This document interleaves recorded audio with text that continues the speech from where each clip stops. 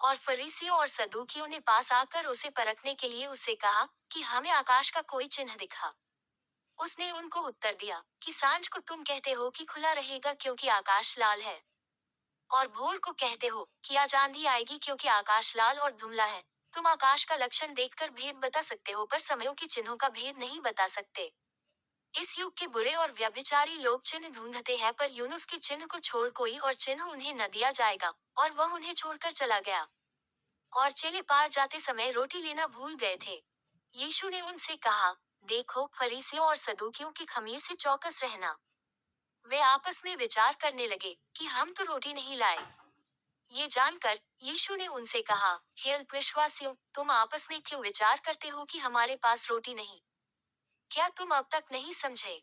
और उन 5,000 की 5 रोटी स्मरण नहीं करते, और न एक की कितनी टोकरियां उठाई थीं? और न उन 4,000 की 7 रोटी, और न एक की कितने टोकरे उठाए गए थे? तुम क्यों नहीं समझते कि मैंने तुमसे रोटियों के विषय में नहीं कहा फरीसियों और सदूकियों की खमीर से चौकस रहना? तब उनको समझ में आया कि उसने रोटी की खमीर से नहीं, पर फरीसियों और सदूकियों की शिक्षा से चौकस रहने को कहा था। यीशु कैसरिया फिलिप्पी के देश में आकर अपने चेलों से पूछने लगा कि लोग मनुष्य के पुत्र को क्या कहते हैं? उन्होंने कहा, कितने तो यूहन्ना बपतिस्मा देने वाला कहते हैं, और कितने एलिय्याह, और कितने यिर्मयाह या भविष्यद्वक्ताओं में से कोई एक कहते हैं। उसने उनसे कहा, परंतु तुम मुझे क्या कहते हो? शमौन पतरस ने उत्तर दिया कि तू जीवते परमेश्वर का पुत्र मसीह है। यीशु ने उसको उत्तर दिया कि हे शमौन योना के पुत्र, तू धन्य है, क्योंकि मांस और लोह ने नहीं, परंतु मेरे पिता ने जो स्वर्ग में है, ये बात तुझ पर प्रकट की है। और मैं भी तुझसे कहता हूँ कि तू पतरस है, और मैं इस पत्थर पर अपनी कलीसिया बनाऊंगा, और अधोलोक के फाटक उस पर प्रबल न होंगे।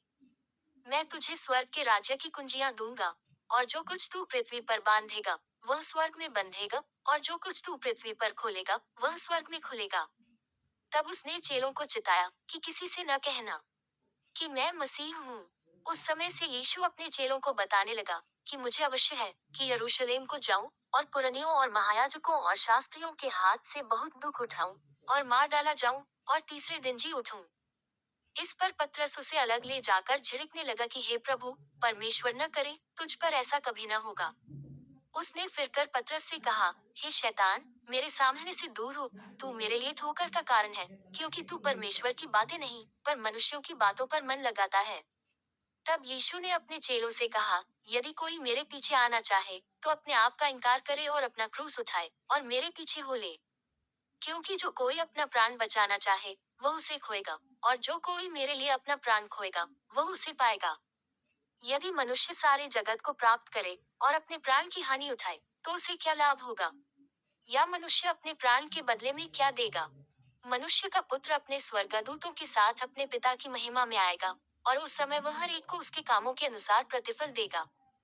मैं तुमसे सच कहता हूँ कि जो यहाँ खड़े हैं, उनमें से कितने ऐसे हैं कि जब तक मनुष्य के पुत्र को उसके राज्य में आते हुए न देख लेंगे, तब तक मृत्यु का स्वाद कभी न चखेंगे।